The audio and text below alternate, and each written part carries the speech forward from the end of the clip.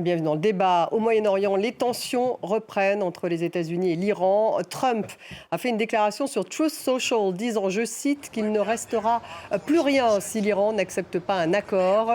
Trump a réuni les principaux responsables de la sécurité nationale aujourd'hui pour évoquer plusieurs options militaires.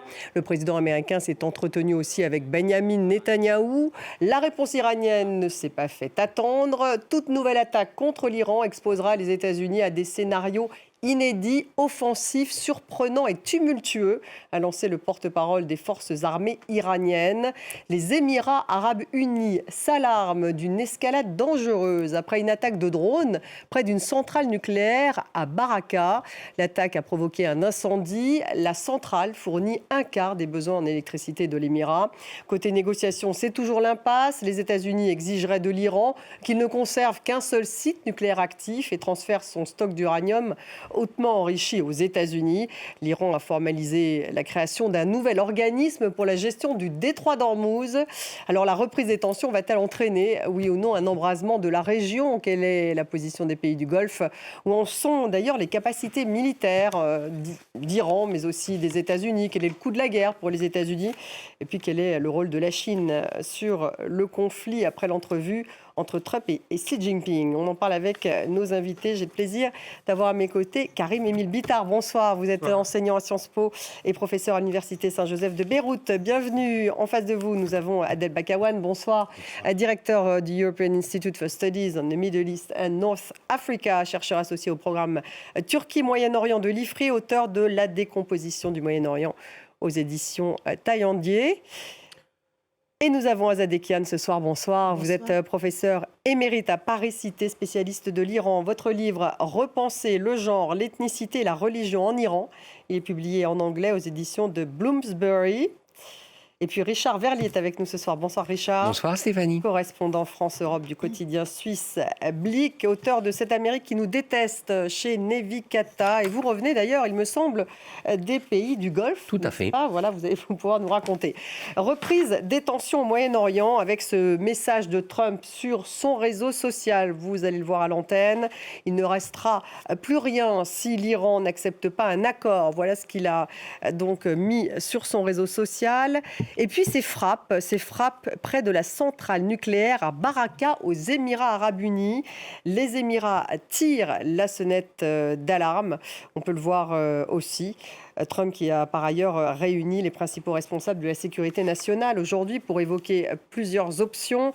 Les images que vous voyez là, ce sont des images iraniennes qui justement évoquent les Émirats arabes unis comme cible.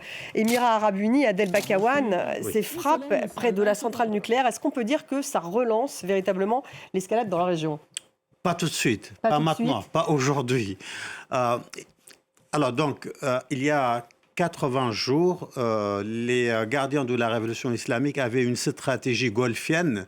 Ils traitaient, les pays du Golfe comme un package, comme un ensemble, pour aller vite. Et désormais, cette stratégie n'est plus à jour. Pourquoi? Parce que tout simplement, ils voient les pays du Golfe en deux pôles. Un pôle regroupé autour de l'Arabie saoudite, le Qatar et le sultanat d'Oman, et un deuxième pôle dirigé par les Émirats, le Koweït et Bahreïn. Déjà, Koweït n'est pas considéré dans leur imaginaire comme un État, plutôt comme une base militaire des États-Unis. Bahreïn, depuis toujours, ils le réclament. Ils pensent que Bahreïn fait partie intégrante du territoire iranien. Je parle bien évidemment le récit des gardiens.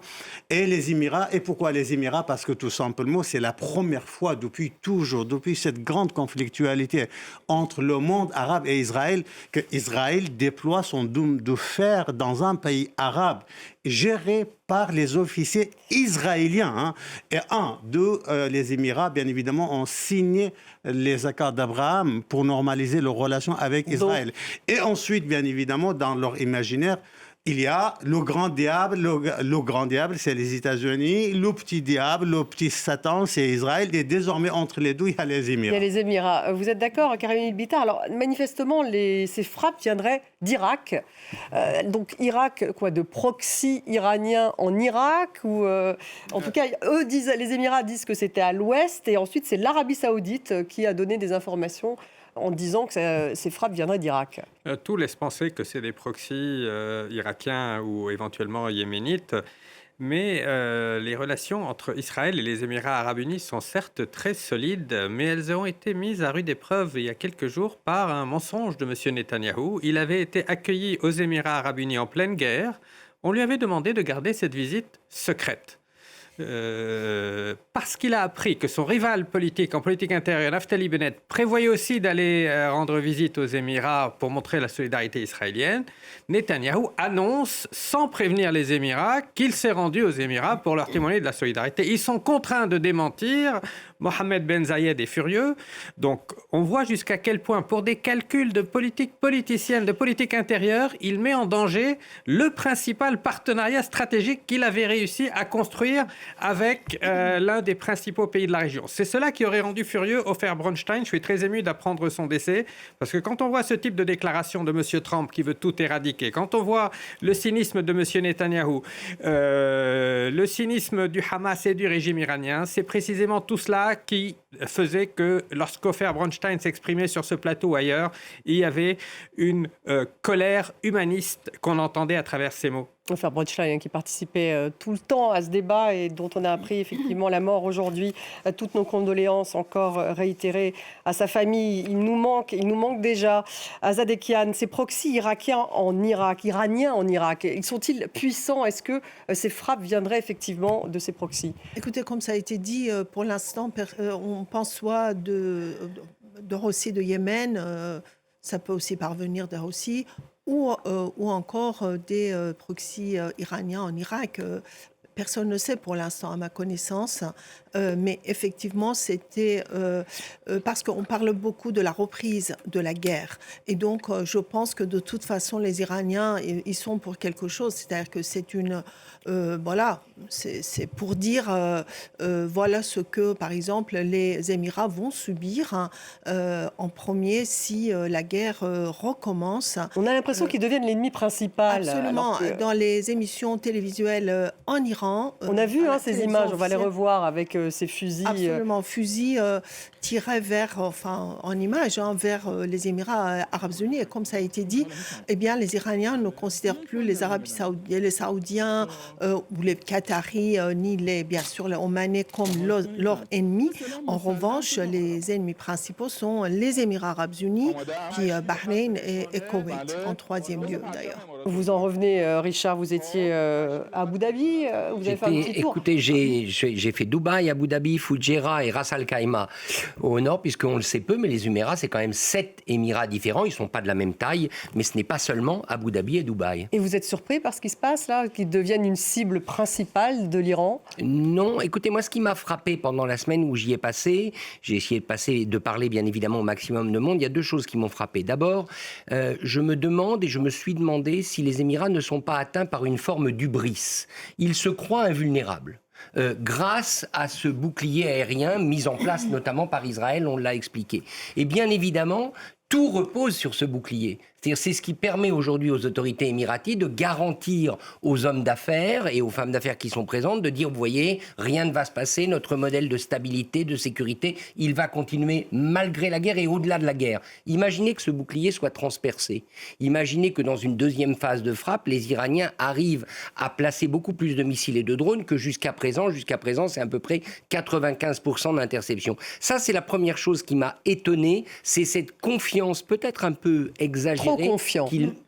Qu'ils mettent dans ce bouclier. Et la deuxième chose, c'est que, et ça n'étonnera pas les experts de la région, selon l'endroit où vous êtes aux Émirats, la version n'est pas tout à fait la même. Alors, je ne dis pas qu'il y a des dissensions, je ne dis pas qu'il y a des fractures, mais le fait est que quand vous êtes à Fujairah, sur la côte omanaise, on ne voit pas du tout les hostilités de la même manière que quand vous êtes à Abu Dhabi ou quand vous êtes au port de Dubaï.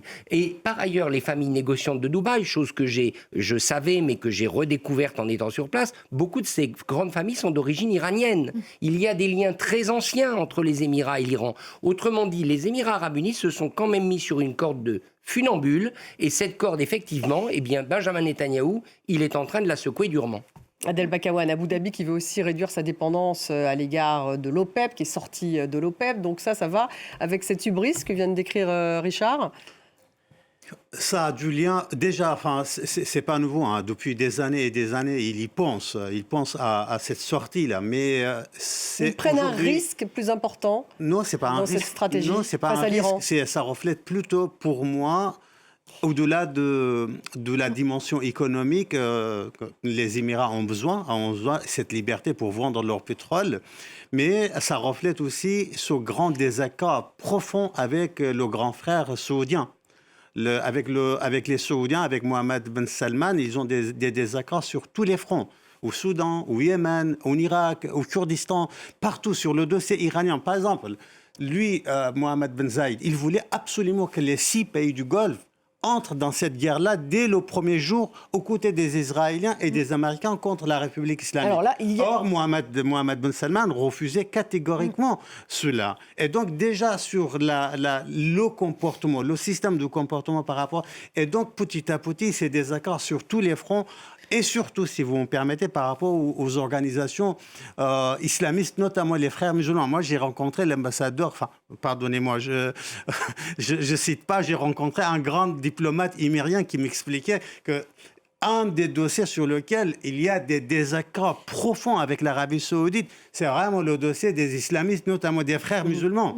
L'Arabie saoudite qui se rapproche des frères... Enfin bref, pour dire, cette sortie de l'OPEP... c'est la ça bagarre reflète entre les plutôt- deux. Voilà, ça reflète plutôt... Mais on entend, enfin on lit dans la presse en tout cas que les Émirats auraient riposté aussi déjà directement contre, en représailles des côtés Ce qui a- en Iran ce- et l'Arabie saoudite aussi, c'est dans la presse. Ce hein. qui n'a jamais été revendiqué ni par l'Arabie saoudite, ni par les Émirats. Et pour revenir rapidement, vous donner une information par rapport aux attaques contre les Émirats et l'Arabie saoudite. Les Émirats, probablement, déjà les gardiens ont refusé, hein, ils ont dit ce n'est absolument pas nous. Probablement ça vient du Yémen, des Houthis, mais l'Arabie saoudite, ça vient des Kataïb Hezbollah, dans la province de Babylone, qui dispose des frontières avec l'Arabie saoudite. Et c'est déjà arrivé... Et donc il y a eu des tirs Oui. en Iran. En Irak, dans la province de Babylone, les Kataïb Hezbollah, une organisation très très proche des gardiens de la révolution. Et d'ailleurs, c'est la seule organisation qui dispose les drones Shahid.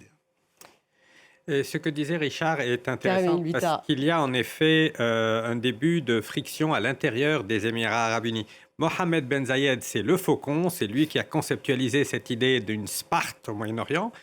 Mais à Dubaï, il préférerait peut-être être Athènes. Et si vous prenez l'émirat septentrional de Sharjah, eux, ils sont beaucoup plus libéraux et ils voudraient même avoir des relations cordiales avec tous les voisins. Donc à l'intérieur de chaque pays, vous avez aujourd'hui cette tension et le clivage entre les Émirats et l'Arabie Il saoudite. y a des est risques très de démembrement. Enfin, C'est le principal risque, à mes yeux, qui pèse sur toute la région, c'est le chaos, la fragmentation et la désintégration. Et en ce qui concerne l'Iran, justement, où en est-on, Azadekian, sur leur... Est-ce qu'ils résistent? On a lu dans le New York Times la semaine dernière qu'ils avaient à nouveau accès à 30 sites de missiles sur 33 autour d'Ormuz, qu'ils avaient également, qu'ils pouvaient utiliser leurs lanceurs, qu'ils avaient retrouvé 70% de leur stock de missiles et même retrouvé l'accès de 90% de ces missiles enterrés. Alors évidemment, c'est Washington nie complètement. Donald Trump parle de fake news. Est-ce qu'il résiste à ce point? Écoutez, oui, absolument, ils résistent. Et d'ailleurs, il suffit d'écouter les dirigeants iraniens, notamment les gardiens de la révolution, qui sont en train de menacer à leur tour les États-Unis, mais également les Émirats arabes unis, comme on l'a dit, si jamais les Américains attaquent. Alors, ce n'est pas eux qui vont commencer, bien évidemment, les hostilités. En même temps, ils disent on est en train de négocier avec les Américains par l'intermédiaire des Pakistanais. Et donc, on sait qu'ils ont fait des propositions et ont reçu des contre-propositions aussi des États-Unis. Et alors, quand on regarde ce que les Iraniens demandent et ce que les Américains ont répondu, eh bien, on constate qu'ils ne sont absolument pas d'accord et que donc, raison pour laquelle certains dirigeants iraniens, notamment, par exemple, Ghalibaf, qui est le négociateur en chef, eh bien, laissent entendre qu'il faut s'attendre à une guerre, à une nouvelle guerre avec les États-Unis, puisque, eh bien, les points de vue sont vraiment divergents. On peut entrer sous les... Je peux vous donner quelques autres exemples. Par exemple, les Iraniens demandent que leur avoir bloqué soit débloqué, que les sanctions soient levées, qu'ils acceptent de suspendre l'enrichissement de l'uranium pendant 15 ans, mais ils veulent diluer l'uranium enrichi en Iran et non pas l'envoyer aux États-Unis, etc. Et les États-Unis n'acceptent rien de tout. C'est-à-dire que c'est une capitulation complète qu'ils demandent aux Iraniens et bien évidemment, ils ne vont pas l'accepter. En même temps, ce qu'on entend de la part d'autres dirigeants, comme par exemple le président Pezeshkian, c'est on ne veut pas la guerre, on va trouver une solution diplomatique. Donc il y a des divisions réelles au sein du pouvoir iranien. Non, ce n'est pas des divisions, c'est des sons de cloche différentes et on connaît ça. On connaît ça parce qu'ils jouent sur les deux plans. Voilà. Ils ont toujours joué sur les deux plans, oui, d'ailleurs. N'exclut donc pas une reprise des hostilités. Malheureusement, non. Et Richard, et côté américain, on a vu que le coût de la guerre, on parle de 25 milliards de dollars, enfin ça c'est ce qu'a dit le Pentagone, mais ça serait bien plus pour les États-Unis. Et puis les dernières déclarations de Trump sur la hausse des prix du baril aux États-Unis, on a l'impression que finalement ça ne le préoccupe pas vraiment. Il est d'ailleurs très critiqué là-dessus, que seul le préoccupe, dit-il, le nucléaire. Il a réuni un petit peu tout son état-major aujourd'hui. Est-ce qu'il y aura, à votre avis, une reprise ? On est plutôt dans cette veine-là aujourd'hui, malgré les négociations, mais comme vient de l'écrire Azadekian, vraiment on est dans l'impasse pour l'instant. On ne retrouve pas de terrain d'entente au sein de ces négociations. Sur le plan économique aux États-Unis et pour ce qui concerne, je dirais, l'électorat américain de Donald Trump, au fond, le président des États-Unis offre deux visages. Clairement, le problème actuel pour ses concitoyens, c'est l'inflation. C'est les prix qui augmentent dans les supermarchés. Il y a une inflation à peu près de 3,8-4%. Le prix du gallon de pétrole, on l'a souvent dit, pour le carburant. Donc ça, c'est normalement, le président des États-Unis devrait se soucier de cela en priorité. Or, en fait, le Donald Trump auquel on a affaire, c'est le capitaliste invétéré, c'est l'homme d'affaires, c'est le vendeur de pétrole, c'est celui qui travaille pour les grandes firmes américaines. C'est-à-dire que n'oublions pas qu'il y a deux Trump. Il y a le Trump MAGA populaire qui parle à son électorat et il y a le Trump qui a des accointances avec toutes les grandes firmes, que ce soit celles du lobby militaro-industriel, que ce soit les firmes pétrolières. En réalité, c'est ce second Trump qui a pris le pas sur le premier. Et aujourd'hui, on voit un Donald Trump qui mène une politique qui est la politique des grandes entreprises pétrolières, des grandes entreprises d'armement, au détriment de son électorat. Pourquoi ? Parce qu'il pense, Donald Trump, que la fibre patriotique, in fine, va faire en sorte que son électorat ne le lâchera pas. C'est un pari, on verra ce que ça donne. Alors justement, avec une possibilité d'une reprise des frappes militaires, vous pensez, Adel Bakawan, du côté de Trump ? Parce que justement, il ne se soucie guère de son électorat. Pourquoi faire les frappes? Oui, bien évidemment, Donald Trump est parfaitement capable de raser pas seulement la République islamique, mais aussi l'Iran. Mais pourquoi faire? Quel est l'objectif? Raser, en même temps, on voit les capacités de résistance militaire. Si son objectif... Écoutez, il y a 80 jours, la République islamique d'Iran était à la table de négociation avec Donald Trump. Le programme était bien posé. Tout était clair à la fois du côté des Américains et du côté des Iraniens. Seulement, les Iraniens voulaient... Je parle vraiment d'une manière factuelle. Je ne suis pas là pour prendre des positions. Vous dites avant la guerre, là. Oui, avant, il y a 80 jours. Il y avait des vrais... Les Iraniens voulaient négocier, mais Donald Trump n'était pas dans la perspective de la négociation. Il était dans la perspective de la capitulation. Et donc, pourquoi il a quitté la table de négociation? Parce qu'il pensait, en frappant lourdement la République islamique, ils vont capituler et revenir à la table de négociation. Or, aujourd'hui, c'est 80 jours, n'est-ce pas? 80 jours plus tard, les Iraniens, même si leurs dirigeants décapités, ils ne capitulent pas. Non seulement ils ne capitulent pas, au contraire, selon la presse américaine, nous n'avons pas accès à toutes les données, la presse américaine nous dit aujourd'hui, ils sont beaucoup plus forts qu'il y a 80 jours. Alors donc, si son objectif, frapper lourd pour les faire capituler, alors on sera très très loin, cet objectif n'est pas réalisable. Par contre, ce qui est tout à fait acceptable, raisonnable, rationnel, c'est que Donald Trump change la perspective. Au lieu d'être dans la perspective de la capitulation, se projeter dans la perspective de la négociation. Ah oui, mais enfin, en ce moment, on voit bien que les négociations patinent. Non, ça a pété. Écoutez, ce matin, quand je suis allé sur un autre plateau, il y avait 7 conditions iranienne. Je suis arrivé en plateau à 12h25. Je vois déjà, il y a 14, les Iraniens, hier soir, avaient transmis une nouvelle proposition Au Pakistan, Pakistanais. Et Donald Trump a proposé, lui aussi, hier soir, une nouvelle proposition. Qu'est-ce qu'ils ont fait, les Pakistanais? Les informations qu'on dispose, c'est que les Pakistanais, regardez là, c'est très important, en étudiant la proposition iranienne et la proposition américaine, ils ont préparé une troisième proposition selon laquelle il y a une marge de manœuvre pour négocier. Les Iraniens, Mujtaba, le guide suprême, qui disait jamais on négocie, dans son dernier tweet, jamais on négocie le programme atomique. Et bien là, dans cette nouvelle proposition, ils sont tout à fait prêts à négocier. Donald Trump qui disait jamais on lève les sanctions. Et bien désormais, Donald Trump accepte de lever les sanctions. Vous êtes Donc, il y d'accord? a une marge. Il y a une marge, Karim Editar. Vous êtes d'accord sur quoi? Alors, quelles concessions serait prêt à faire Trump? Parce qu'on a vu qu'il ne veut absolument aucun enrichissement de l'uranium côté iranien. Il veut aussi récupérer les 440 kilos d'uranium enrichi, ce que veulent évidemment pas les Iraniens. Donc sur le nucléaire, franchement... les Iraniens ont déjà dit qu'ils étaient prêts à céder ces 400 kilos, mais à une tierce partie. Oui, pas aux États-Unis, ce serait humiliant. Il faut sauver la face.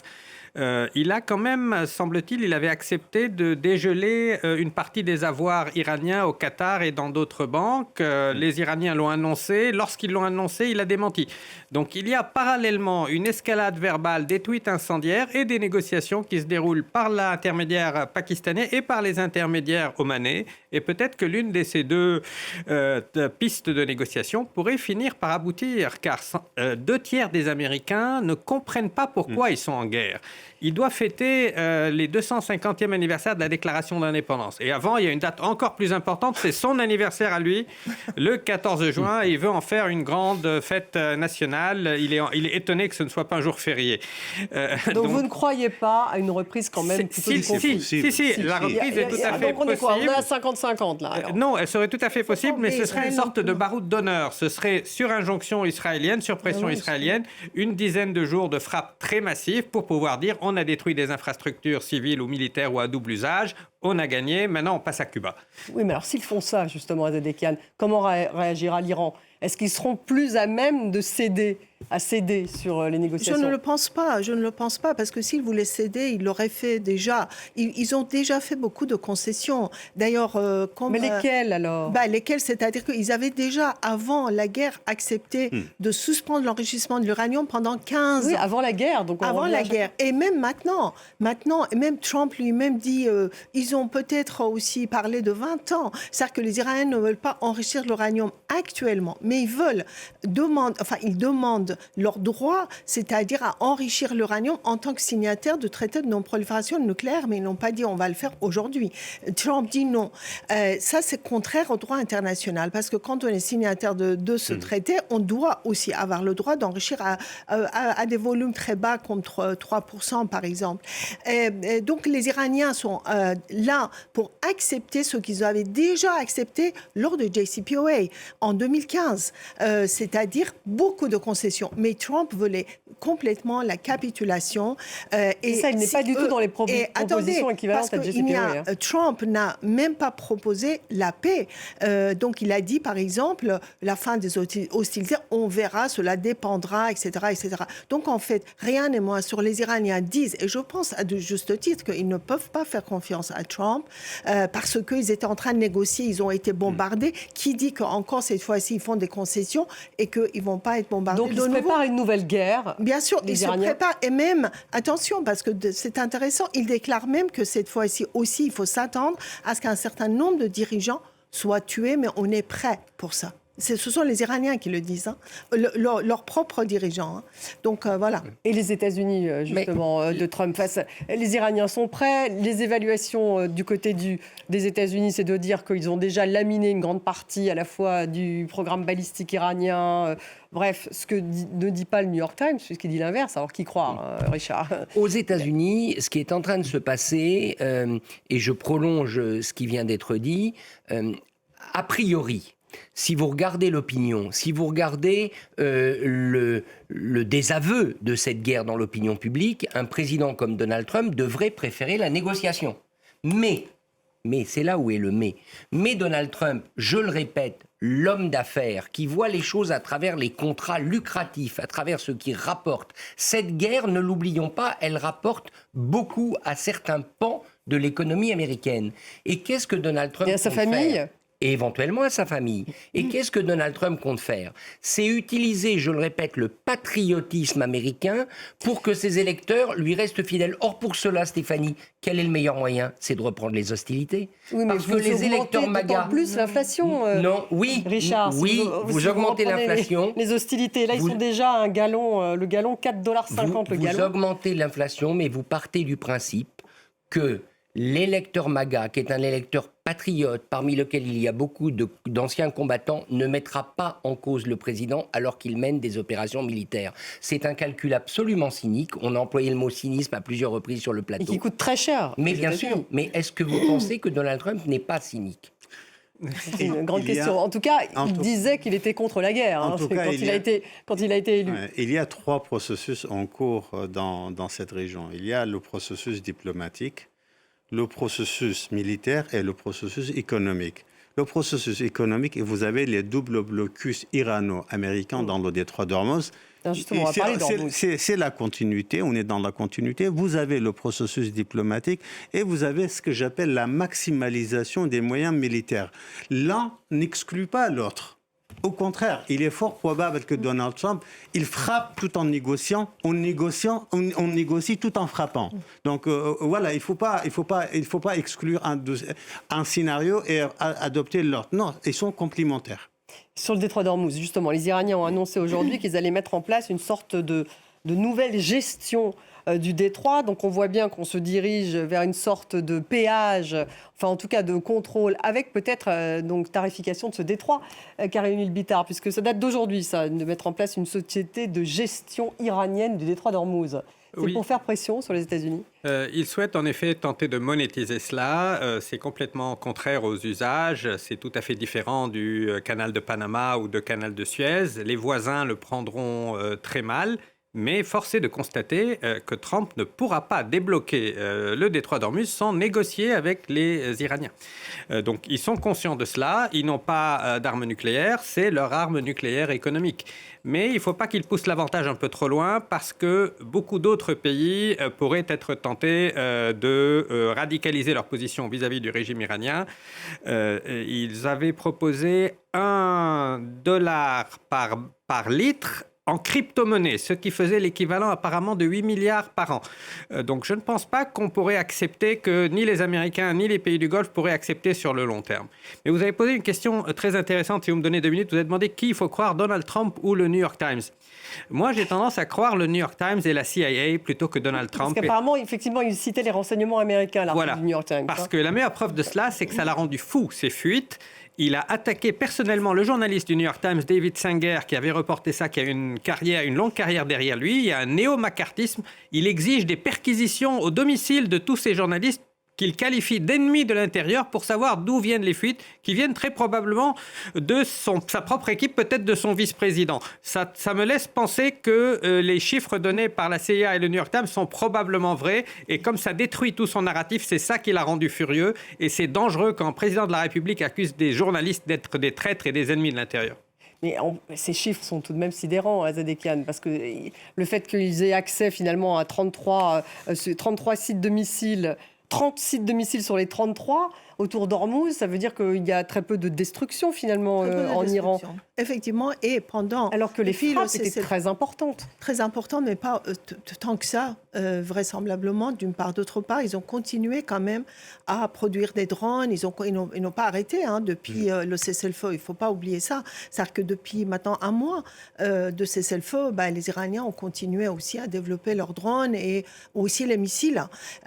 Après, je ne sais pas s'il y a des choses qui arrivent de la Russie ou de la Chine également, parce qu'il y a eu beaucoup Mais il y a de tout de même voyages un blocus. de dirigeants. Il y a un blocus tout de même sur le pétrole iranien. Il y a un moment donné, ils vont stocker Alors, et ils vont plus pouvoir produire. Donc ça va avoir déjà ça, je ne suis pas d'accord, parce qu'en fait, il y a eu l'épisode de la guerre Iran-Irak, et il y a quelques années ça, lorsque en 2018, Trump est sorti de l'accord sur le nucléaire et a imposé les sanctions contre le pétrole iranien. et des sanctions générales d'ailleurs, eh bien, les Iraniens ne pouvaient vendre que 300 000 barils de pétrole par jour, n'est-ce pas? Et or, ils produisaient plus de 3 millions de barils parce qu'il faut aussi prendre en considération la consommation interne de part. Mais là, ils stockent et... non, pardon, jusqu'à un certain attendez point. que je termine ma Allez-y. phrase.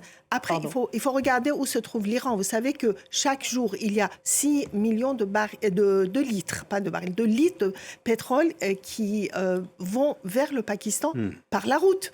Et après, il y a la Turquie. Après, il y a beaucoup de routes. Il n'y a pas que la mer, il y a aussi beaucoup de terre. Et donc, ils peuvent quand même continuer à vendre, comme ils l'ont toujours fait pendant les sanctions. L'Iran a été sanctionné, vous savez, est sous sanctions américaines et internationales depuis 2018 au moins, et avant, entre 2006 et aussi 2015. Donc, et comment ils ont fait? Ils se sont débrouillés. Donc, en fait, ça, je pense que les Iraniens ne vont pas prendre ça très au sérieux, même si, effectivement, à terme, si ça continue, oui. Mais il ne faut pas oublier aussi de plusieurs centaines c'est ce qu'ils disent, 167 millions de barils de pétrole qu'ils auraient dans les eaux internationales et qu'ils pourront continuer à vendre à la Chine ou à qui prendrait. Donc, en fait, ils ne sont pas en difficulté, contrairement aux prétentions de Trump. Donc, en fait, ils peuvent tenir. C'est ce qu'on entend de la part de l'Iran, c'est on peut tenir au moins 5 voire 6 mois. Et vous les croyez quand ils disent ça?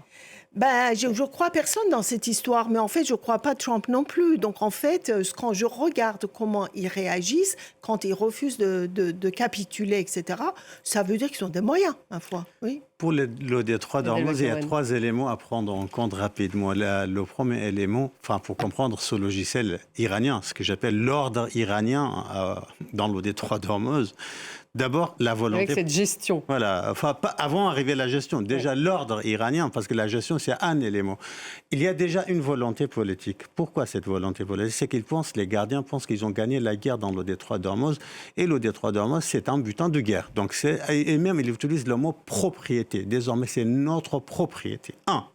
2, ils ont voté une loi. Désormais, il y a une loi à l'Assemblée nationale. Donc, la loi est là en tant que cadre juridique. Et troisièmement, désormais, depuis ce matin, vous avez ce protocole. C'est quoi le protocole? Le protocole explique cette loi. Qui, comment, quand, où et pourquoi et par quelle méthode. Seulement, vous avez le droit international qui refuse c'est comme si la France faisait une loi pour dire la Méditerranée est à nous. Voilà, Méditerranée est à nous. 1. 2, au nord, on a nos amis iraniens. Mais au sud, on a nos amis arabes aussi. Donc, il y a les deux voisins. Je voulais dire, le détroit d'Ormuz n'appartient pas uniquement aux Iraniens, appartient aussi aux Arabes. Comment vous pouvez imposer Il y a quand même des eaux, mais il y a des eaux internationales au milieu. Il y a des eaux iraniennes, il y a des eaux omanaises. Oui. Et c'est là-dessus. Attends, pardon. Allez-y, mais c'est là-dessus. Il faut vous parler de protocole. Il faut aussi se rendre compte de quoi est-ce que les Iraniens sont en train aussi de négocier avec des Omanais en leur disant on va se le partager le détroit. C'est ça en fait. C'est-à-dire qu'il y a des eaux iraniennes, des eaux omanais et pour ce qui concerne la partie qu'ils négocient avec les Omanais seulement à partir de l'ordre iranien, à partir de leur logiciel.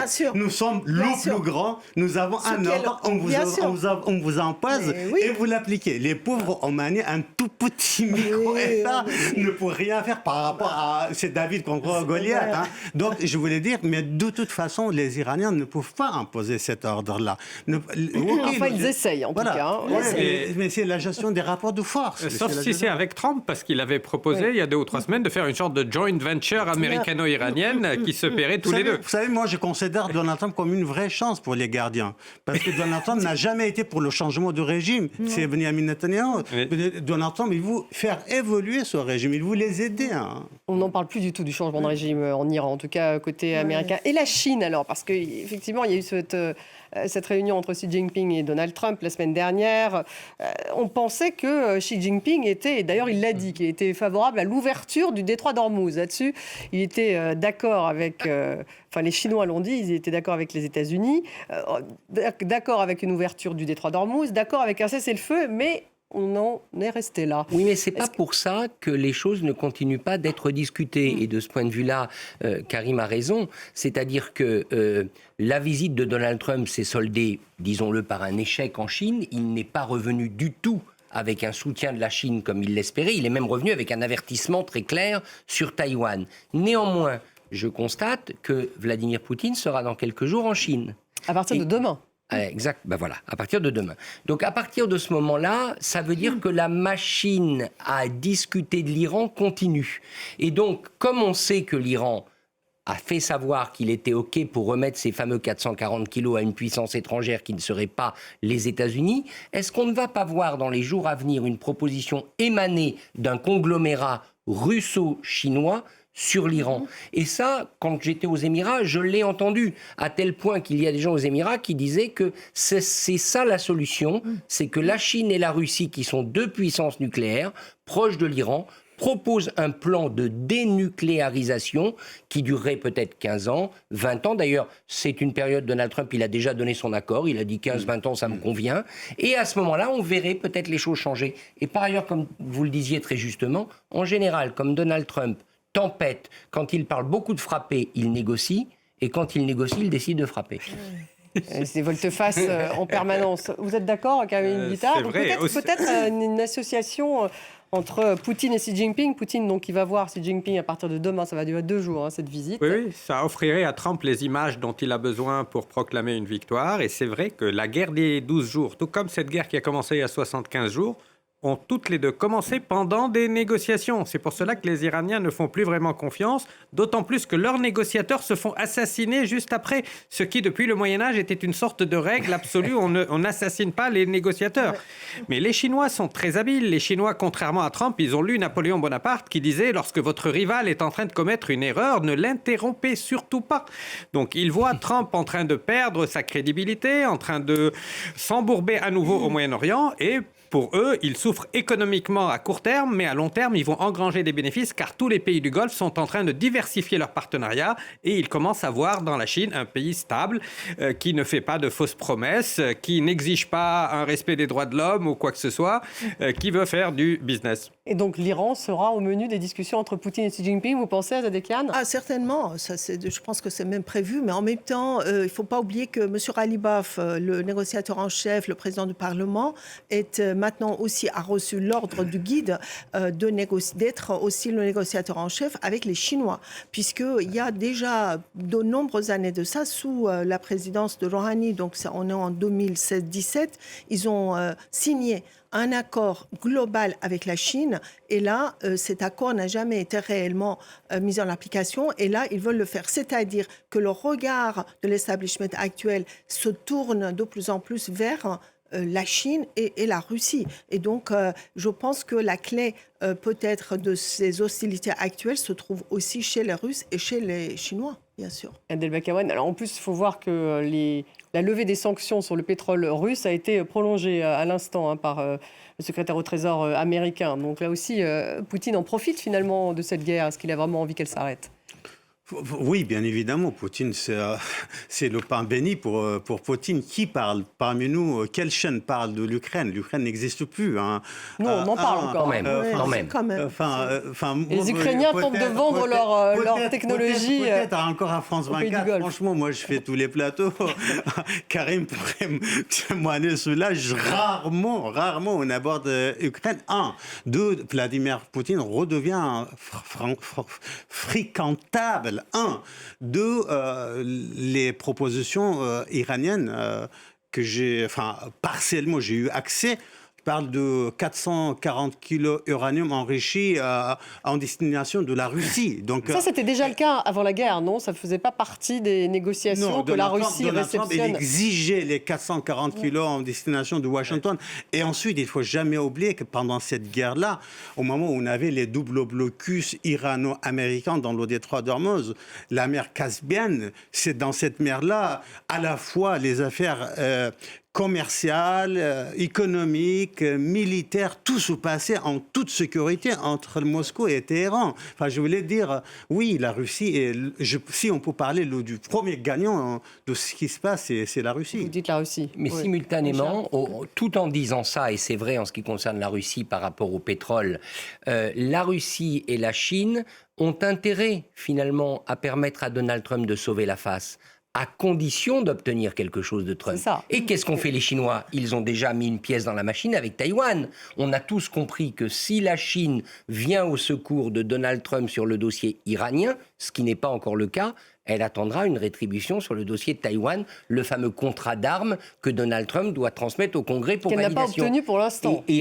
Qu'elle n'a pas obtenu pour l'instant. Et est-ce que vous ne pensez pas que Poutine attendrait quelque chose s'il donne un coup de main aux États-Unis? Il est en mauvaise posture militaire en ce moment, vu ce que font les Ukrainiens, vu la capacité des Ukrainiens à taper en profondeur ces infrastructures. Donc au fond, il y a un paradoxe. Oui, la Russie profite de cette crise, mais la Russie, elle est quand même relativement inféodée à la Chine, ne l'oublions pas, notamment depuis la guerre en Ukraine. Oui, mais et s'ils offrent, je le répète, s'ils offrent une sortie à Trump, il faudra que derrière, Trump paie cash.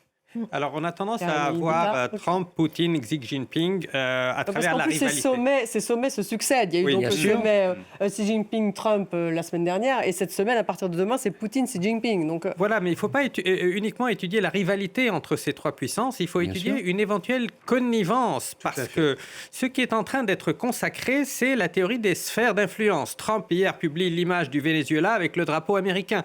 Il dit très clairement, si Taïwan a envie de proclamer son autonomie, je ne vais pas faire 15 000 kilomètres pour aller faire la guerre. Ce qui conforte Poutine dans son contrôle de l'étranger proche. Donc ils sont un peu dans le même camp. Pendant la guerre froide, les démocraties libérales étaient confrontées à l'international communiste. Aujourd'hui, ce qui reste des démocraties libérales, c'est-à-dire quelques pays européens, sont confrontés à une nouvelle internationale nationaliste autoritaire dont les membres sont Trump, Poutine et Xi Jinping, parce qu'ils ont beaucoup plus de choses en commun qu'ils n'ont de rivalité. donc, en fait, ça pourrait passer par... c'est un mot de conclusion, Azadeh, ça pourrait passer par ce sommet demain et après-demain entre Poutine et Xi Jinping. Ce sera peut-être la clé de ce qui se passe en Ça sera Iran. peut-être la clé, effectivement. Si on peut éviter la guerre, une nouvelle guerre, parce qu'il ne faut pas oublier ce qu'a subi la société iranienne, ce que subissent tous les jours les Iraniens, le chômage, la destruction, l'emprisonnement, les exécutions qui continuent. Il faut quand même que la guerre s'arrête afin que cette société civile iranienne, qui a été déjà très, très active auparavant, puisse réémerger. Mon souci principal, c'est surtout ça. Et la prix Nobel, justement. Alors, Narges Mohammadi est sortie, fort heureusement, de l'hôpital. Et donc, elle va bien et espérons qu'elle ne va pas être retournée à la prison. Merci à tous les quatre. Voilà ce qu'on pouvait dire donc, sur cette reprise des tensions entre les États-Unis et l'Iran. Merci Adel Bakawan, merci beaucoup. Karim Emile Bitar, Azadeh Kian, Richard Verly. On se retrouve demain pour un nouveau débat.